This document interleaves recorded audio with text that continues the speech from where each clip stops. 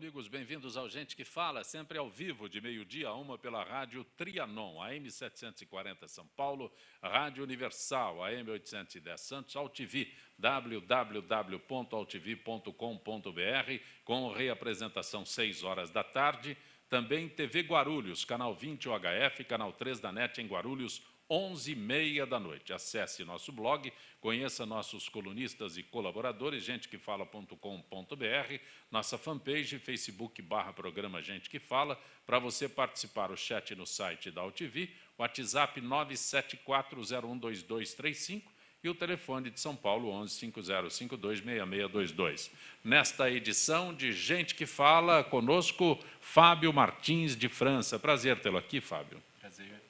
Você é especialista em ginástica para o cérebro, é correto isso? Correto, isso mesmo. Por Às incrível vezes que pareça, É. ginástica para o cérebro é uma atividade que nós podemos executar, onde que nós podemos melhorar algumas habilidades cognitivas, que é o foco, memória. Mais próximo, por favor. E também a parte de raciocínio lógico. Porque ele o cérebro dele não é muito bom. Então tá bom. Melhorou falar, agora? Agora sim. Se falar muito longe o cérebro do microfone, você vai ter que exercitá-lo muito. Tá ótimo, então. Também conosco o cirurgião vascular Alexandre Amato. Prazer tê-lo aqui, Alexandre. Muito prazer, obrigado pelo convite. Tua especialidade, cirurgião vascular. Cirurgia vascular, endovascular, e estou aqui para responder as perguntas sobre acidente vascular cerebral. Um outro foco, né? Não o lado da neurologia. Depende. Então, você socorre quando a ginástica dele não dá certo? Ele tem que atuar antes, né? Sim. Por isso que eu depois. digo, quando a ginástica não dá certo, Exatamente. Você entra na... Ou quando a ginástica não ajuda mais, já passou do ponto, né? Correto. Você é do Amato Instituto de Medicina Avançada, é isso? Isso. Ok. Também conosco o nutricionista Carolina Arbach. Prazer tê-la aqui, Carolina. Prazer é meu. Você é nutricionista esportiva? Isso, nutricionista esportiva e Mais clínica. próximo, meu bem, que senão Nutricionista é esporte esportiva que ele discute. e nutricionista clínica funcional. Qual é a diferença? Porque houve uma correção aqui, apenas apresentá-la como nutricionista clínica e depois era nutricionista esportiva. Na realidade, nutricionista esportiva pela minha especialização, que eu sou especializada em nutrição esportiva e também não coloquei clínica porque eu não atuo em consultório, clínicas, né? Atuo na Natui, que é uma empresa. Então, essa é a diferença. Perfeito. E conosco a enfermeira Karina de Araújo. Prazer tê-la aqui, Karina. Prazer. Mais próximo, por favor. Prazer. Você não está acreditando que ele não te ouve, né?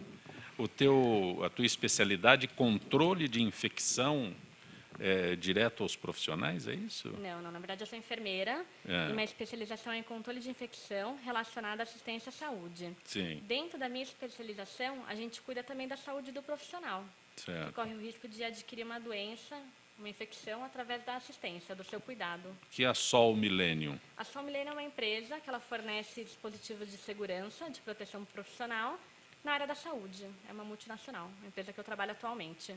Perfeito. Doutor Alexandre Yamato, ataque isquêmico, né? Qual é o senhor esclareça, este é um primeiro passo, este é um segundo passo, porque tudo que se refere a ataque isquêmico, AVC, alguma coisa assim, nem sei se AVC é o termo correto que eu possa usar, mas assusta. Assusta todo mundo, né? Qualquer problema no cérebro assusta. Por isso que existe o treinamento aí para tentar evitar. Mas a AIT é o acidente isquêmico transitório e o AVC é o acidente vascular cerebral. O correto hoje em dia é acidente encefálico, né? Mas vamos falar o AVC que todo mundo conhece. A doença e o problema normalmente são os mesmos. A única coisa que muda é a duração. O ataque isquêmico transitório dura por um dia no máximo, enquanto um AVC pode perdurar por mais tempo. O que é essa duração de um dia? É uma questão de definição. Vamos pensar assim, quem teve um AIT é um aviso de que alguma coisa bem grave está acontecendo. É uma chance que vai ter de pesquisar e tentar tratar a doença de causa. Quem tem um AVC vai ficar com uma sequela. Essa sequela pode ser pequena, maior. Quem tem um AIT, mesmo que seja duração de um dia, alguma lesão já se formou no cérebro. Alguma coisa vai ser visível num exame de imagem, algum exame subsidiário, que vai mostrar que a lesão ainda está lá, mesmo não tendo sintoma depois de 24 horas. AVC é uma sigla bastante conhecida por todos nós. Aí o senhor fala sobre AIT, não é? Isso. Quais são os sintomas? Bom, sintoma, pode ter um desvio de rima, pode o desvio do rosto, né? Desvio de língua, dificuldade de fala, dificuldade de movimentação, esses são os mais comuns. Mas isso é quando já aconteceu, né? Quando a lesão já aconteceu. Acho que é interessante a gente comentar sobre a prevenção. Né? Quem são as pessoas que estão propensas para ter um AVC, um AIT ou algum problema vascular extracerebral. Então, quando eu falo, por que um vascular está aqui falando e não um neurologista e não um neurocirurgião? Porque as carótidas são as artérias que irrigam o cérebro. Temos as carótidas, temos as vertebrais. E uma lesão dessa artéria pode levar ao derrame. Então, quando a gente identifica essa lesão cedo, trata essa lesão cedo, a gente pode evitar os problemas maiores. Quem são essas pessoas? São as pessoas que têm, basicamente, aterosclerose. Eu acredito, realmente, a aterosclerose é uma doença que todo mundo já ouviu falar, deve ter sido comentado aqui no programa várias vezes, principalmente por cardiologistas, e acredito que todo mundo já ouviu, pelo menos de passagem, quais são os fatores principais, né? Tabagismo, fumo, que graças a Deus nós não somos um país, na maioria, tão fumante assim.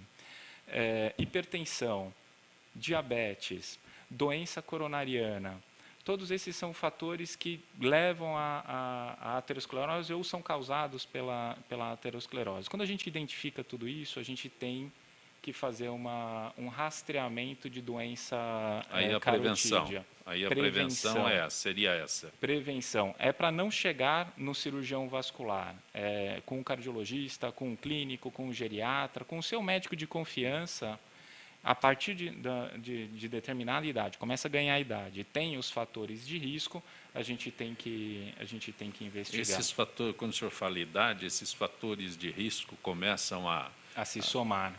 Mas a partir de quando? Tem um limite para isso? Não tem? Para quem tem vários fatores de risco agregados, a gente já começa a aí diabetes, hipertensão, paciente que tabagismo. fuma, tem pressão alta, a partir de 50 anos a gente já começa a ficar preocupado. Uma idade seria essa, Exato. 50 anos já é... Para quem não tem os fatores de risco, a gente começa a se preocupar acima de 60, 65 anos. Mas eu fiz uma coisa muito interessante, que eu fiz um questionário para investigar quem precisa fazer rastreamento ou não. Está online, posso passar o site? Por favor.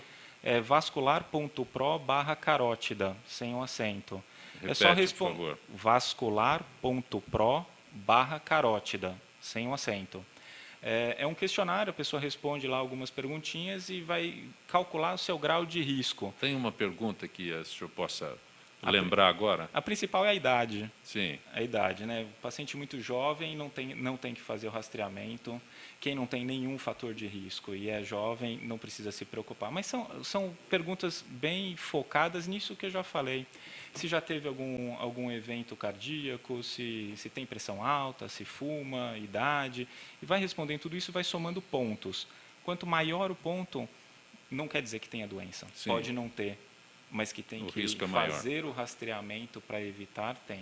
Deixa eu aproveitar o assunto, Fábio, você que é especialista em ginástica para o cérebro. Sim. Essa prevenção passa por você? Nós podemos trabalhar em dois momentos diferentes. A gente pode trabalhar em pessoas que tiveram o AVC. Então, dependendo da lesão cerebral que a pessoa teve, talvez ela perca a parte de fala, coordenação motora fina. Então, na ginástica cerebral, nós utilizamos algumas ferramentas. O que é coordenação motora fina? É a capacidade de você desenhar, pintar, segurar alguma coisa com a mão, você precisa de coordenação motora fina. Então, por exemplo, para você conseguir dirigir, para segurar o volante, é coordenação motora fina. Sim. Então, dependendo da lesão que a pessoa sofre com AVC, ela perde a coordenação motora fina. Nós temos algumas ferramentas, conforme a pessoa vai praticando, ela começa a retomar a coordenação motora fina. Então, a gente trabalha em conjunto aí com fisioterapeutas e também com neurologistas para que a gente possa definir qual é o melhor conjunto de ferramentas para atender às necessidades específicas da pessoa que teve o AVC. Então, a gente trabalha no momento depois e a gente também trabalha num primeiro momento na prevenção. Então, a única coisa que eu consigo trabalhar com o cliente lá são atividades preventivas. Então, sempre a gente trabalha para que a pessoa faça atividade física, tenha uma alimentação saudável e também faça atividades de estímulo cerebral. Então, eu entro diretamente no estímulo O cerebral. exercício por si só, o exercício desses de academia, que é mais fácil de ser identificado, é um princípio. Correto. O que a gente recomenda de exercício? A gente recomenda 3 tipos diferentes de exercício. O cardiovascular, então a pessoa andar com uma certa intensidade, ou correr, ou nadar. Nós também recomendamos que a pessoa faça pelo menos 3 vezes por semana. Aproveitar, andar ou correr? Correr. É. Correr é o melhor. Às vezes a pessoa está muito acima do peso, então ela precisa ir consultar o médico para ver qual que é a melhor atividade. A segunda coisa seria a musculação, no mínimo 3 vezes por semana. E a terceira coisa é atividades de equilíbrio, então yoga ou pilates. Então é necessário que a pessoa faça essas atividades físicas, é necessário que a pessoa tenha uma alimentação saudável. Então o que a gente vai pensar em alimentação saudável? Que a pessoa diminua a fritura, produtos industrializados, coma mais verdura, frutas, beba bastante água, né? Então, o consumo de água é extremamente importante. E também é importante que a pessoa tenha o quê? Atividades onde que tenha estímulo cerebral. Então, durante a nossa infância e adolescência, a maior parte do nosso tempo a gente passa estudando. Então, durante esse período, a gente cria 2 coisas: uma reserva cerebral e uma reserva cognitiva. O que é reserva cerebral? Quando eu aprendo algo novo, eu começo a criar novas conexões entre os meus neurônios. Então, imaginando que o neurônio é o local onde eu armazeno as informações e as sinapses, que é criado a partir do conhecimento de novidade, elas são formadas. Então, quanto mais conhecimento novo eu adquiro, maior quantidade de sinapses que eu tenho. Então, isso aumenta a minha reserva cerebral. E a reserva cognitiva é o próprio conhecimento em si. Então, eu tenho 2 coisas aí que nós criamos durante a nossa infância e a juventude. O que ocorre hoje em dia? Infelizmente, a tecnologia ela acaba evitando que nós tenhamos algumas práticas que nós tínhamos no passado. Então, por exemplo, no passado, você sabia de cor uns 20 telefones. Quanto você sabe hoje de cor? Uns 2, 3? Os que estão na minha agenda do celular. Então. Nem o de casa eu sei. Então, por exemplo, antigamente a gente tinha a prática da memória. Então, a gente memorizava números. Outra coisa, antigamente a gente não tinha mapas digitais, GPS, ou algumas ferramentas que nós temos no nosso smartphone. A gente treinava a nossa memória o quê? Visual, como é que nós chegávamos nos locais. Então, eram algumas coisas que nós estimulávamos no nosso cérebro que hoje a gente não tem esse estímulo tão forte. Tem uma doença que é antiga, mas recentemente ela está no vocabulário de todo mundo, que é o Alzheimer. Sim. Então, quando se começou antigamente a gente ficava caduco. Vocês não são dessa época, mas falava, ó, fulano está caduco. Então, correto. Quando se começou a diagnosticar a coisa de 50 anos, o que eu entendo que é pouco tempo, não é? Sim.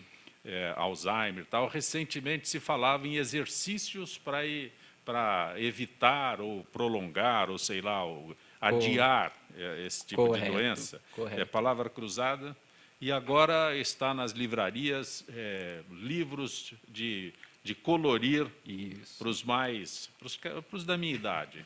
Né? Aplicativos no iPhone, tem um monte de exercício. Tem, é bem interessante. Porque eu não cheguei na idade do iPhone. Então... É complicado, né? Pegar alguém com Alzheimer e primeiro você vai ter que explicar como liga o iPhone, como usa, né? Para depois chegar no jogo. Deve ter uma certa complicação aí. Mas eu queria fazer uma pergunta, porque semana passada ou retrasada, foi bem próximo mesmo, eu li um artigo sobre um desses aplicativos. Sim. e que falaram que ele não estava sendo tão honesto com os resultados. Correto. Eu não sei se você chegou a ler. Isso, Esse deve ter chegado, porque eu exatamente li, é a uma sua área. empresa norte-americana que ela tem um aplicativo que é muito divulgado. O que eles traçavam? Então, eles vendiam um aplicativo com a correlação direta, que uma vez que a pessoa fizesse utilização do aplicativo, ela poderia evitar o Alzheimer. Então, essa era a alegação que a empresa tinha. Inclusive, o governo americano multou essa empresa em $2 milhões por causa da propaganda que era enganosa. O que acontece? Existem vários estudos onde que eles mostram uma correlação. Então, pessoas que exercitam o cérebro têm uma menor incidência do caso de Alzheimer. Tá?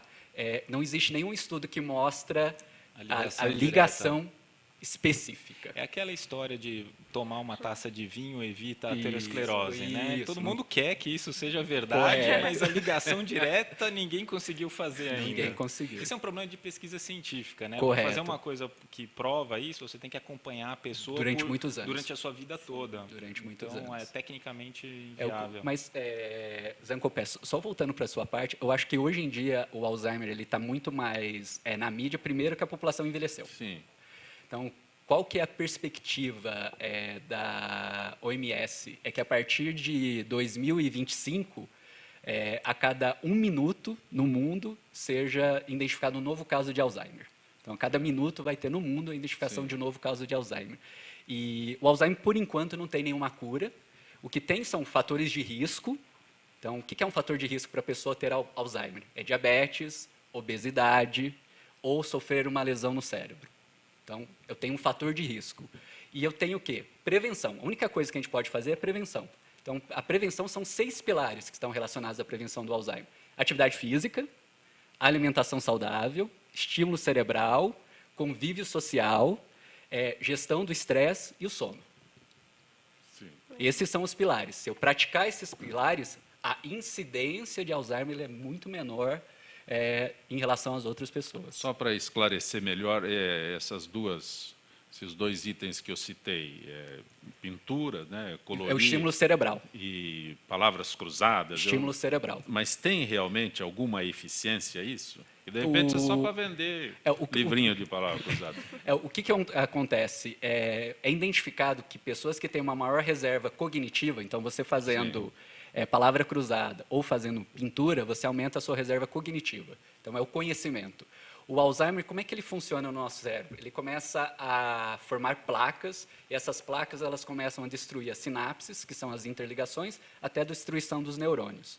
Então, quanto mais informação eu tenho, o efeito do Alzheimer ele demora mais tempo para ocorrer na pessoa. Talvez você consiga ter os primeiros sintomas depois de 4 ou 8 anos, depende aí da sua reserva cognitiva. Essa é a primeira coisa. A segunda coisa, quando a pessoa ela é acometida pela doença, ela demora mais tempo para passar de uma fase para outra, porque a sua reserva cognitiva ela é maior. Imagina uma cidade que tem várias ruas e avenidas. Quanto maior a quantidade de ruas e avenidas, você tem mais caminhos possíveis para chegar do ponto A ao ponto B.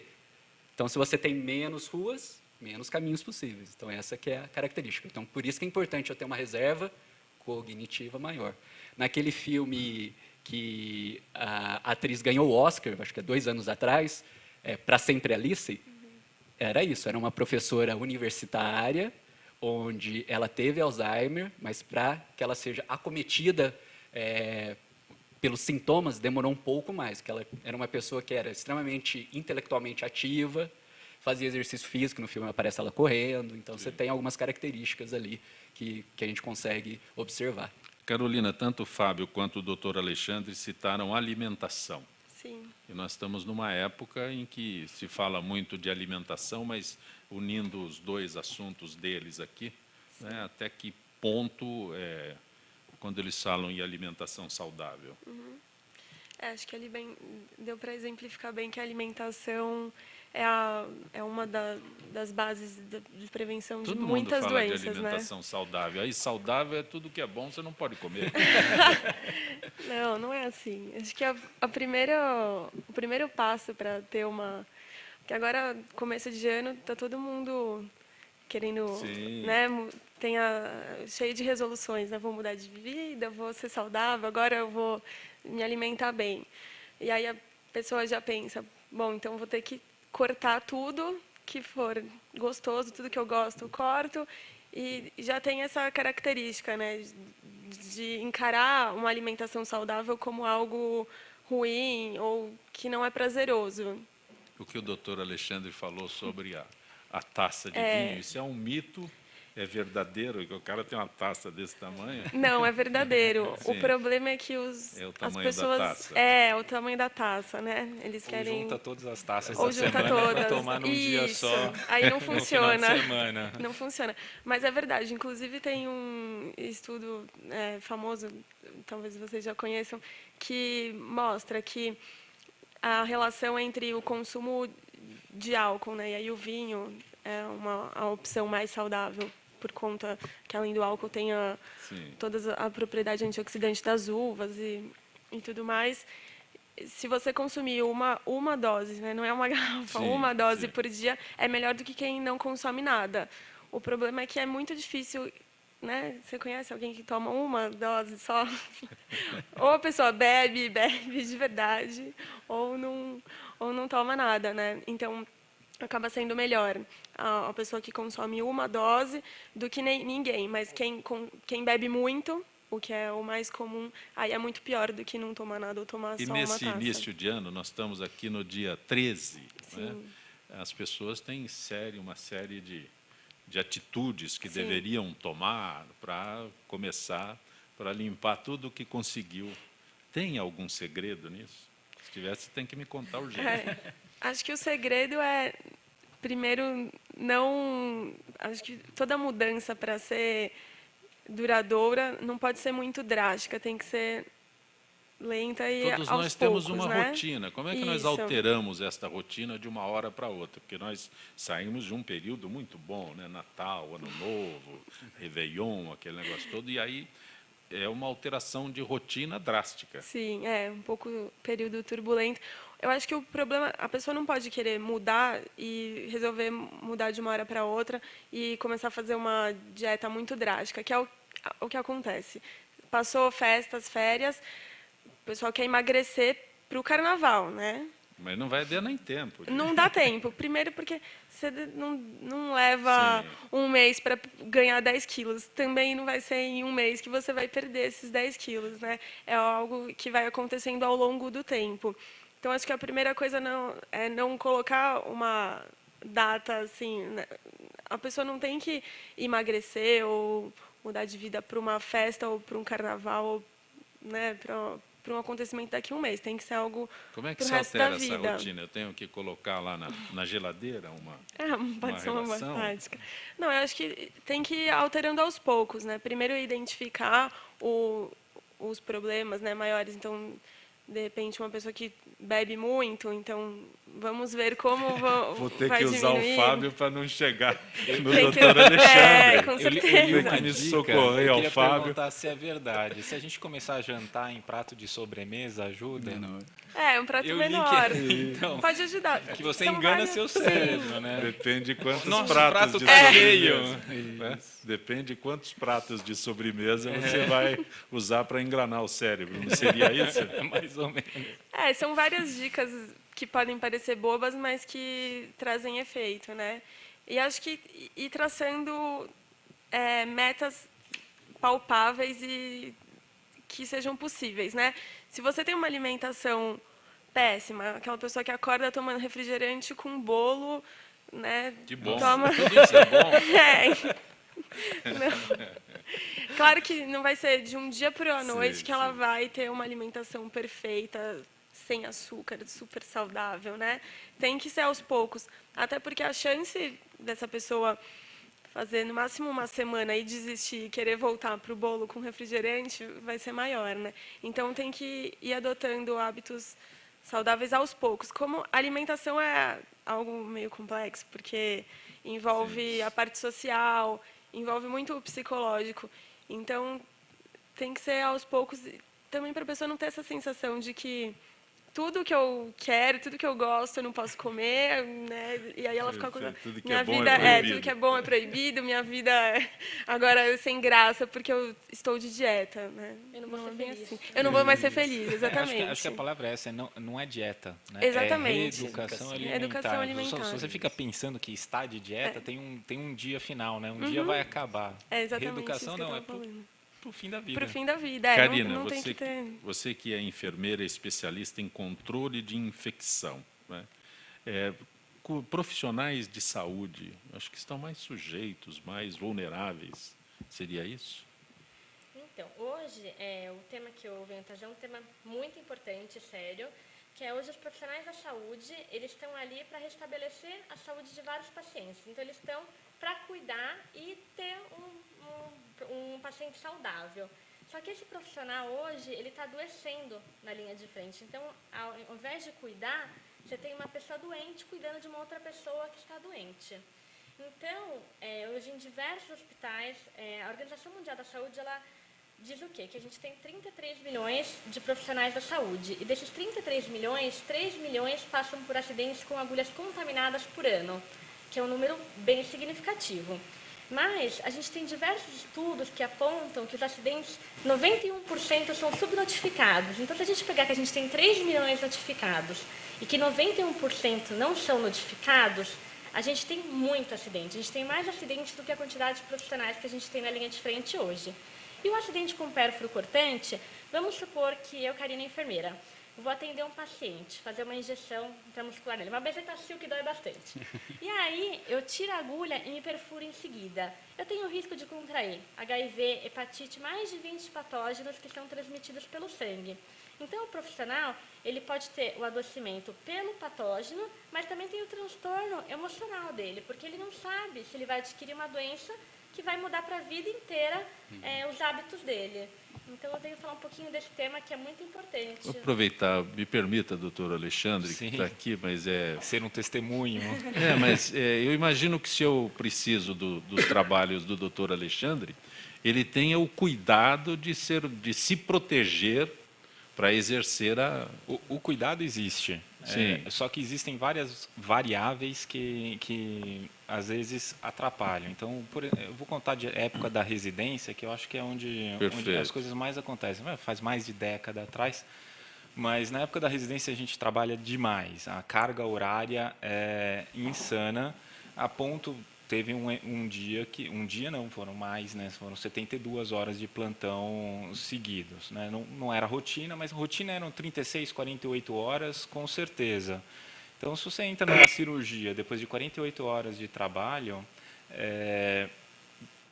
esperar que tenha os mesmos cuidados é quase que impossível. Eu sofri vários acidentes com pérfuro cortantes, principalmente na época de residência. Graças a Deus não aconteceu nada, e a subnotificação é importantíssima, porque imagina você estar 48 horas de plantão, entra numa cirurgia, perfura o dedo, aí você vai falar com quem deve falar e descobre o protocolo de aviso de um acidente com pérfuro cortante, que é uma coisa insana.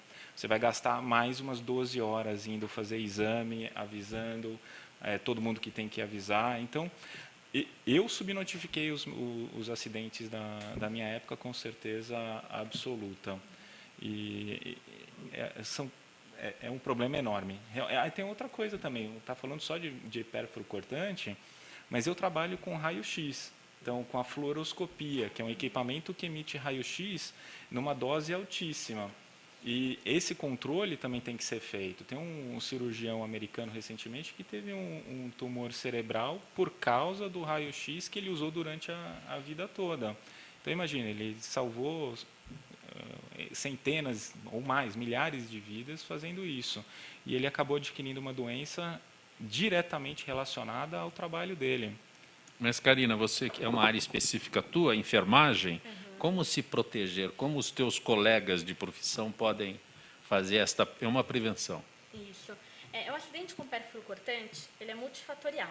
Então, ele tem várias coisas que Pérfuro podem... cortante, uma seringa... uma agulha contaminada. Sim. O doutor Alexandre foi muito bem colocado a questão que dupla jornada de trabalho. É um fator que gera o risco de você ter acidente com pérfuro cortante.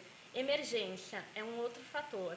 Centro cirúrgico. Os artigos científicos, eles demonstram o quê? Que a maioria dos acidentes ocorrem no pronto-socorro e no centro cirúrgico. São situações que você tem um grande estresse, de emergência. Então, ali você está pensando em salvar a vida do paciente em primeiro lugar sempre e a sua vida fica de lado e muitos profissionais atendendo o mesmo paciente.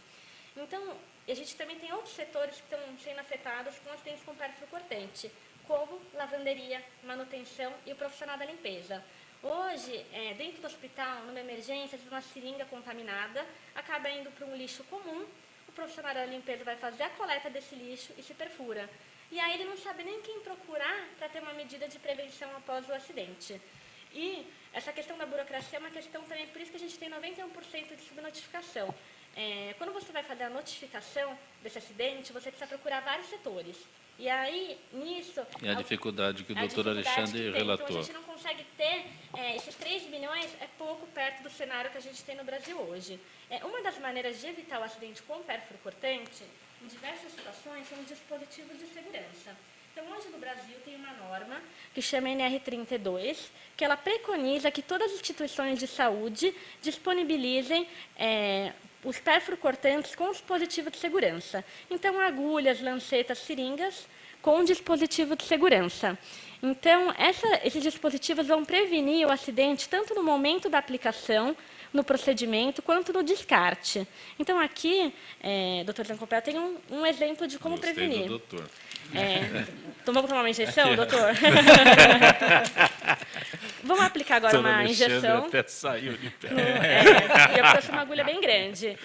Então, hoje aqui eu vou trazer um exemplo de como prevenir um acidente com pérfuro cortante, que é uma seringa que a gente chama de uma seringa inteligente. É uma seringa que ela vai proteger o profissional da saúde para não ter um acidente com pérfuro cortante. Ela não altera em nada o procedimento do hospital e o cenário ideal seria que todos os hospitais utilizassem esse tipo de dispositivo de segurança. Se tivesse isso em todas as instituições, o número de acidentes ia reduzir muito e o profissional ia estar trabalhando com segurança na linha de frente. E um profissional trabalhando com segurança é um profissional feliz e prestando o seu máximo na assistência. Vamos tomar uma injeção, doutor? Daqui a pouco. Depois do intervalo, você pode aplicar a injeção. Gente que fala retornará em instantes.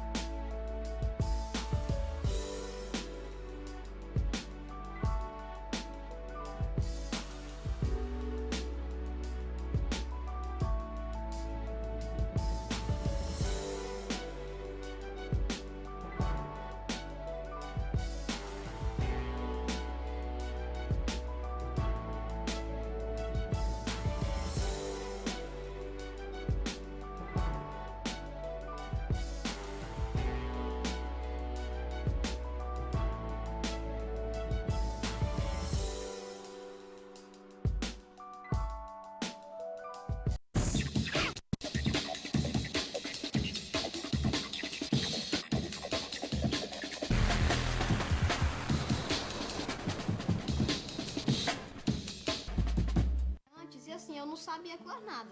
Não sabia ler nem escrever. Se me perguntasse alguma coisa de matemática, eu ficava... Assim, eu me sentia muito atrasado.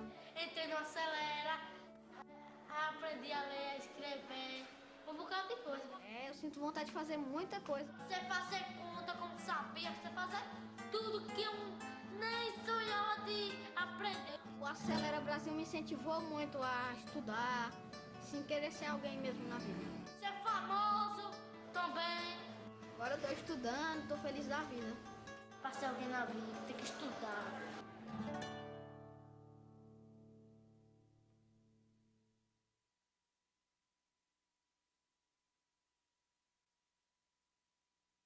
Oi, eu sou Letícia Spiller e quero convidar vocês a fortalecer o movimento que quer criar uma lei para acabar com o desmatamento no Brasil.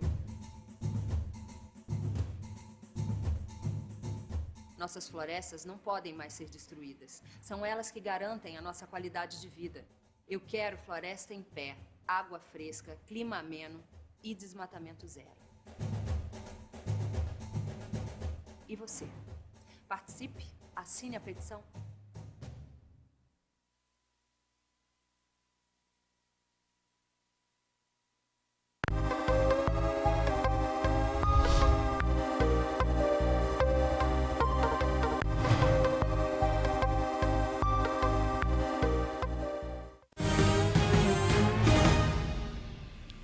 Gente que fala, Rádio Trianon, AM 740 São Paulo, Rádio Universal, AM 810 Santos, AltV, www.altv.com.br, com reapresentação 6 horas da tarde, também TV Guarulhos, canal 20 UHF, canal 3 da NET em Guarulhos, 11h30 da noite. Nosso blog, gentequefala.com.br, nossa fanpage, Facebook/programa Gente que Fala. Como toda quarta-feira, nosso contato com o cirurgião plástico, Dr. Nelson Letísio. Dr. Letísio, boa tarde. Boa tarde, Jacopé. Como que você está? Tudo bom? Dr. Nelson Letísio. Onde estaria o Dr. Nelson Letísio? Alô, Jacopé, está ouvindo? Tudo bem, Dr. Letísio? Tudo bem, e você? Tudo em paz. Dr. Letísio, verão, estamos em pleno verão, né? E o carnaval já se apresentando. Aí nós temos, eu gostaria que o senhor esclarecesse a curiosidade das pessoas sobre prótese nos glúteos. Por favor, doutor Letísio, como é essa cirurgia, quando é indicada? Veja, Jacopé, prótese de glúteo é uma cirurgia já bastante conhecida, já com uma técnica bastante evoluída, que realmente dá resultados bastante interessantes. Agora, Jacopé, como tudo na vida, né, depende de um bom senso, como a prótese mamária, depende do bom senso do paciente, depende do bom senso do cirurgião. É um procedimento seguro, um procedimento bastante factível, né? Mas, sabe, Jacopé, tudo vai depender do bom senso, como eu acabei de falar. Colocar a prótese de nádega, depende se o paciente realmente precisa daquela prótese, se apenas uma lipoescultura não resolve, e também o bom senso de você fazer um tamanho adequado para o paciente. Então, é comum a gente ver alguns exageros, né? É como você falou, o carnaval está se avizinhando. E, então, o pessoal gosta, né? Principalmente o pessoal que sai em rua, né? De carnaval de rua, gosta de coisas exuberantes, né? Porque visto de longe a coisa exuberante é mais bonita. Às vezes visto bem de pertinho não é tão bonita assim. Então, sabe, Jacopé, isso é importante que as pessoas pensem nisso. Você tocou num ponto bastante importante que é o carnaval, né? Onde a exposição corporal é muito intensa. As mulheres querem mostrar exuberância de mamas, exuberância de corpo. Então isso tem que se tomar um certo cuidado. A cirurgia de prótese é bonita? É bonita. É uma cirurgia boa de fazer, tem grandes complicações? Não. Em mãos habilitadas é uma cirurgia relativamente tranquila. Agora, tem-se que pensar bem se é isso que a paciente quer, entende? E as indicações. Tem que avaliar sempre o corpo do paciente se está adequado ao que ela está buscando. Porque ela busca, às vezes, uma coisa que não está compatível com o tamanho da nádega, com o tamanho da coxa. Tudo tem que ser bem analisado, tem que ser conversado bem entre o cirurgião e o paciente. Mas é uma cirurgia boa, sim, deve ser feita quando ou necessário ou quando a paciente deseja. Mas, doutor Letísio, agora citando o carnaval novamente, alguém resolve fazer uma cirurgia dessa, colocando prótese nos glúteos, aí se assiste na televisão, não gosta, vai lá para o senhor de novo. É possível uma reversão?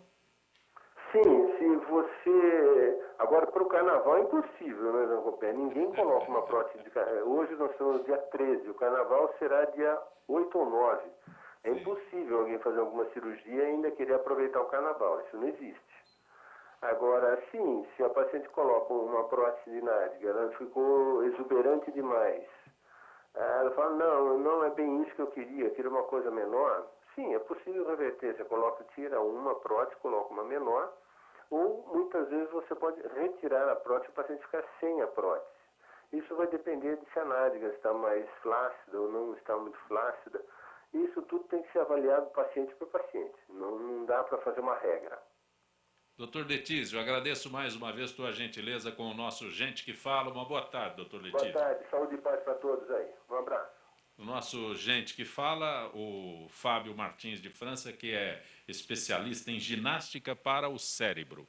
A nutricionista Carolina Arbach, a enfermeira Karina de Araújo e o cirurgião vascular Alexandre Amato. Doutor Alexandre, o senhor citou há instantes carótida. Existe cirurgia específica para carótida? Sim. Quando há o estreitamento da carótida, ou a formação de placas, ou o nome que todo mundo conhece, a aterosclerose, dependendo do grau de estreitamento, pode ser indicado o tratamento cirúrgico, sim. Então, o que eu falei no primeiro bloco era sobre a prevenção. Sim. Então, como evitar de precisar do cirurgião vascular, né? A partir de certo ponto, onde esse estreitamento já começa a dificultar que o sangue chegue no cérebro e pode enviar microêmbolos que também podem causar lesão cerebral, a cirurgia pode estar indicada. Existem basicamente 2 tipos de cirurgia e é muito importante saber que elas existem. Então, a cirurgia aberta, que é a tradicional, que existe há décadas e décadas, seria a abertura e retirada dessa placa. E existe agora a cirurgia endovascular, que através de um furinho na virilha, a gente consegue colocar um stent e esse stent abre essa carótida. Então, a princípio pode parecer, a cirurgia mais moderna é o stent e é a melhor que tem. Não, as duas continuam sendo usadas e têm a sua indicação precisa. E isso é muito importante saber, que se você procura um médico que só faz uma técnica, ele vai indicar a única que ele sabe fazer. E tem que ir atrás do cirurgião vascular e endovascular, que é o especialista que faz as duas técnicas e vai poder indicar a melhor em cada caso. Então, tem paciente que o stent não se aplica e tem paciente em que a cirurgia aberta não se aplica. Isso que é importante, né? Porque, de repente, eu encontro um cirurgião que a especialidade dele é cirurgia aberta. Então, ele quer mostrar as qualidades dele. Exatamente. E também tem o radiologista. O radiologista intervencionista é o médico que estudou o endovascular só. Ele sabe colocar stent. Mas, se for necessário a cirurgia aberta, ou ele tem essa abertura de enviar para o cirurgião vascular, ou ele vai tentar indicar o que ele sabe fazer. Né? Por que apresenta risco de AVC? Na manipulação, no intraoperatório. Sim. A pergunta é no intraoperatório. Eu acho que eu sou curioso nesse. O senhor que tem que esclarecer. Durante a manipulação, tanto da cirurgia aberta quanto na cirurgia endovascular, pode se desprender algum pedacinho dessa placa e parar no cérebro. Isso pode causar um AVC. A cirurgia, o ideal é que ela seja preventiva. Então, no momento em que a gente identifica que o risco de não fazer nada é maior que o risco da cirurgia, ou seja, a cirurgia tem um risco, vale a pena operar. Falar um pouquinho de números, então, se um paciente é assintomático, não tem sintoma nenhum, tem um risco de AVC entre 2% a 5%, a cirurgia aberta vai ter um risco também entre 2% a 5%, se o risco se empata, não faz nada. Se o risco da cirurgia é menor, vale a pena operar profilaticamente, para evitar que tenha um AVC no futuro. Não existe cirurgia com risco zero. Tanto o stent, que é a técnica mais moderna, quanto a cirurgia aberta, existem riscos. E esses riscos têm que ser medidos, mensurados, para que tenha uma indicação boa para cada caso. Para aqueles que acompanham o Gente que Fala, eu sou repetitivo, mas os senhores que estão aqui participando hoje, né, no teu caso, a tua especialidade, a do Fábio, da Karina, né, e também da Carolina, prevenção. Nós não temos isso no Brasil, não. Lamento, mas nós não temos. Infelizmente, o nosso quando a foco Carolina é apagar fala incêndio. sobre uma dieta, não é? Quando a Karina fala sobre cuidados, se pensarmos em termos de São Paulo, aí nós temos um universo maravilhoso, né? Aí o Fábio nem trabalha, porque nessa prevenção aqui é fácil. Tem uma história curiosa para contar que aconteceu esses dias recente. Um paciente que passou no consultório com lesão de aterosclerose grave, já avançada, ele virou para mim e falou assim: mas doutor, ninguém falou nada para mim antes, como que isso apareceu? Assim, ó, desculpa, essa doença tem mais de década. Eu rasgo meu diploma se nenhum médico falou para você parar de fumar. Aí o familiar olhou para ele e falou assim: não precisa nem ser médico para isso. Puxa, mas isso faz parte da prevenção, isso faz parte da profilaxia. Doutor Alexandre, o senhor fala para um paciente que você tem que parar de fumar, ele muda de médico.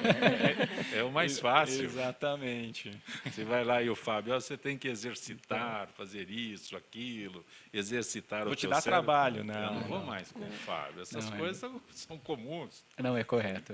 Eu lá na Carolina, eu faço uma dieta, eu vou No embora. máximo dieta para um mês para o carnaval. Ninguém quer dieta para a vida inteira. Você está correto, Zancopé. A prevenção ela é muito difícil para o ser humano, porque você tem que trocar uma comodidade. Uma comodidade, uma satisfação imediata para uma coisa que você só vai conseguir sair da sua zona de conforto. Só no futuro que você vai ver o resultado, né? Aí nesse momento em que o paciente foi até o doutor Alexandre, correto. O senhor tem há mais de 10 anos, o senhor tem esse problema. Isso mesmo. Né? Então, Isso mais de mesmo. 10 anos eu estou mudando de médico. Com certeza. É melhor do que fazer a prevenção. Não tem um segmento. Isso é importante também, o segmento. As pessoas ouvem, às vezes, alguma coisa que não quer ouvir no médico. Isso é muito frequente. Ele não falou o que eu queria ouvir. Eu vou procurar até encontrar alguém que fala o que eu quero ouvir. E, infelizmente, vai achar. Eu cito isso e vai achar. Conversei com o doutor Letísio há instantes, quando ele fala não é recomendado, se alguém for lá e ele disser não é recomendado, esse paciente vai procurar outro que diz, isso é muito bom e eu faço. Pois não. Doutor Zancopé, tem um dado bem interessante do Ministério do Trabalho, que cada R$1 investido em prevenção economiza-se 4. Então, a gente tem que pensar em prevenir para não chegar com essa questão. Quando a gente fala de acidente com pérfuro, isso é uma coisa muito séria. Você tem que pensar no antes para não correr atrás do prejuízo depois. E o senhor não foge que eu vou fazer uma aplicação muscular em você esqueceu. ainda. Ela não esqueceu. Se eu tivesse esquecido. Não esqueci. A memória sua está excelente. A memória está ótima. Você viu? Está exercitando bem. Tô aqui do lado, Mas eu tô estou exercitando fazendo. mais. Eu estou exercitando mais para fugir da injeção. Correto. Fuja. Ó a prevenção, vamos prevenir. Carolina, o que é esquiate, é isso? Esquiate. O que é? É uma bebida à base de chia. A chia todo mundo já conhece, acho, né? Já está bem famosa aí na mídia. Originária do México, alguma coisa assim. Isso. É uma bebida consumida pelo povo e os índios, que são conhecidos como os maiores corredores. Tem até livros a respeito, né, nascidos para correr. Era uma tribo indígena que corria assim cerca de 150 quilômetros por dia. É o que eles sabiam fazer. Hobby. Eles saíam correndo por aí, saíam correndo. Não. Eu vou sair para dar uma corrida. Dá uma corridinha de 150 quilômetros, coisa básica, né? Mas não tem nada para fazer. É chia, a base é chia, Isso. mas o que mais? É uma bebida à base de chia, água, limão e mel. E eles utilizavam, consumiam bastante. E aí foram associar essa bebida com o desempenho esportivo que eles tinham, que era incrível, né? Quem corre 150 quilômetros. E aí, atualmente, a gente faz essa associação e realmente tem muitos benefícios, porque a chia está muito na moda, porque realmente é um super alimento, né? Ela tem, além de aminoácidos, fibra, gorduras boas do ômega 3, que inclusive é muito legal para Para o cérebro. o cérebro, para prevenir Alzheimer e tudo mais. Mas tem uma E- fórmula e tem específica desse receitinha? esquiate, uma receitinha, uma Ah, fórmula? bem Que simples. você citou aí, chia. Bem simples para fazer em casa. Uma colher de sopa de chia num copo de água, espreme um limão e uma colher de sopa de mel ou melado de cana, coloca gelo, chacoalha bem e aí toma antes do exercício ou durante. Diabético não pode tomar.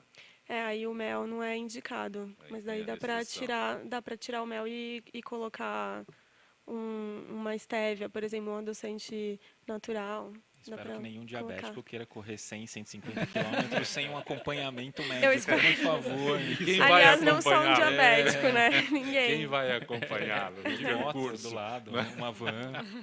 Fábio, exercício tem a ver com inteligência? Na verdade, existem diferentes tipos de inteligência. Então, tem pessoas que têm uma inteligência matemática e tem esportistas que têm outro tipo de inteligência, uma inteligência corporal. Imagina um jogador de futebol.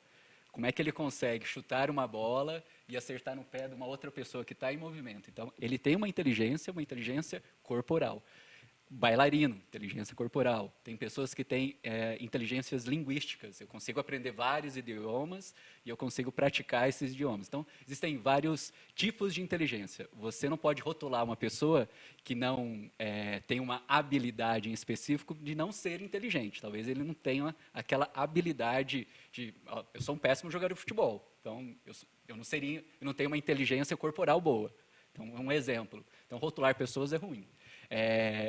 Mas, então, está relacionado, o esporte, ele tem um outro tipo de inteligência, e é bastante interessante, né, você ver isso, e tem pessoas que têm mais facilidade para números, tem pessoas, como eu mencionei, facilidades para idiomas.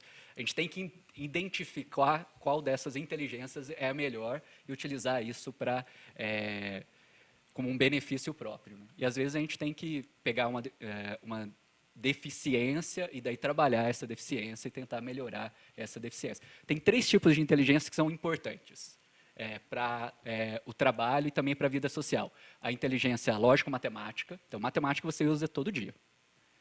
Quero estacionar o carro, eu tenho que conseguir determinar qual que é a proporção, senão eu vou bater no carro do vizinho. Então, inteligência lógico-matemática.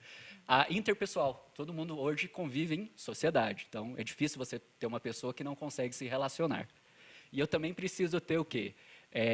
A inteligência de conseguir definir ou identificar as emoções nas outras pessoas. Então, eu preciso ter essa inteligência emocional também. Então, essas são as 3 principais que todo mundo precisa ter. E mais uma que talvez seja uma inata. A pessoa já nasce com aquilo. Talvez ela, fazendo uma atividade, ela consegue potencializar, né? Que é o caso de jogador de futebol, pessoas que correm. Repetição do exercício. Existem alguns estudos que falam que uma pessoa se torna mestre em uma determinada atividade com mais de 10 mil horas, que é o caso de pianistas, jogadores de xadrez e assim por diante.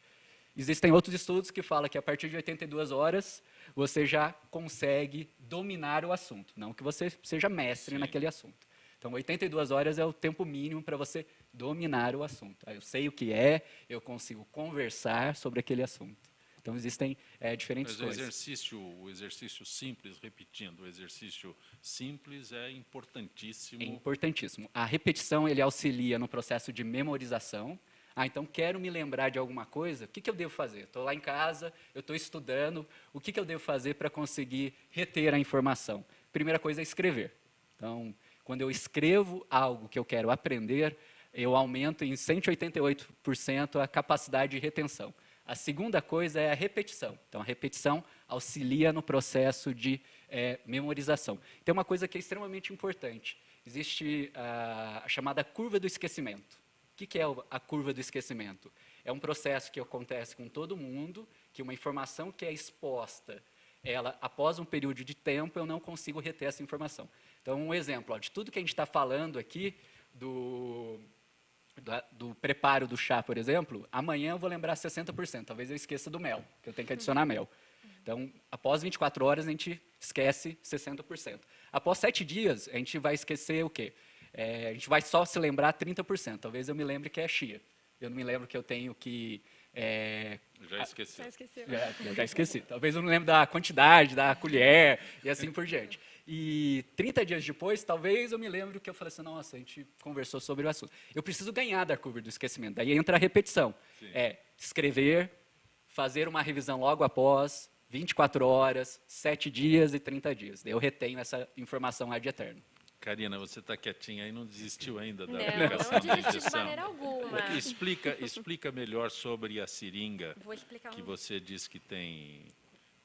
Como é A que é? solução. Temos a solução para evitar Sim. os acidentes com pérfuro cortante. Então, hoje, não adianta, relacionado à seringa, à prevenção, você só contar, vamos falar, doutor Alexandre, toma cuidado na cirurgia. Isso não é o suficiente. Precisa ter algum mecanismo que proteja o pérfuro cortante. O mecanismo, a solução é uma coisa simples, que é uma seringa com um dispositivo de segurança que vai prevenir que o profissional não tenha o acidente com agulha contaminada. Então, vamos supor que eu vou fazer uma bezetacil em você, Sim. que é uma medicação que não dói quase. Perfeito, perfeito. E aqui está o glúteo do senhor. Vou pedir para segurar aqui. Sim. Então, Com implante ou sem implante? favor. Implante ou sem implante? Depois do verdade, doutor esse Letícia. tá Este é sem- sem implante. tá sem implante. Sem implante. E aí eu vou fazer a aplicação. Então, a Sim. técnica vai ser normal. Então, fiz a aplicação, uma picadinha, não vai doer, né? Sim, Sempre sim. a gente fala isso, mas dói. Vou esperar um pouquinho e vou infundir. Qual que é a diferença dela? Eu vou fazer um clique e a agulha vai sair de dentro do tecido do paciente para dentro do cilindro. Então, o profissional da saúde não tem contato nenhum com a agulha contaminada. A agulha está dentro do cilindro. Então, ela não vai se soltar daqui. Vamos supor que numa emergência, numa cirurgia, o doutor Alexandre está operando. Ele está com vários colegas de trabalho, residente, alguém deixa do lado do paciente. Se ele colocar a mão, ele não tem o risco de sofrer um acidente com agulha contaminada. Se for no meio da roupa de cama, quando for para a lavanderia, não vai ter o risco. Então, ela vai estar protegendo, tanto no momento da assistência, quem manipula, quanto no descarte. Então, essa é a solução. É uma solução simples. Os hospitais hoje têm uma norma, que é a NR 32, que obriga eles a utilizarem, porém falta fiscalização. Então, alguns hospitais utilizam, outros não, e a gente tem inúmeros profissionais contaminados com HIV e hepatite, onde que uma simples seringa acabaria solucionando esse problema e não mudaria a vida inteira dele por conta de um acidente ocupacional. Karina de Araújo, agradeço tua gentileza. Tem uma forma de entrar em contato contigo? Tem sim. Eu vou pedir para entrar pelo site, que é www.sol-m.com.br. Repete. Vou Como repetir. disse o Fábio, eu tenho que exercitar. Repetição. Vamos exercitar a Importantíssimo. memória. Vamos todo mundo decorar o site. É www.sol-m.com.br. Grato por ter vindo ao Gente Obrigada, que Fala. eu que Doutor agradeço. Alexandre, muito bom tê-lo aqui. Espero não precisar do senhor. Bom, se precisar, eu estou à disposição. É grave. Se precisar, é grave, não é? Bom, a gente faz o que pode.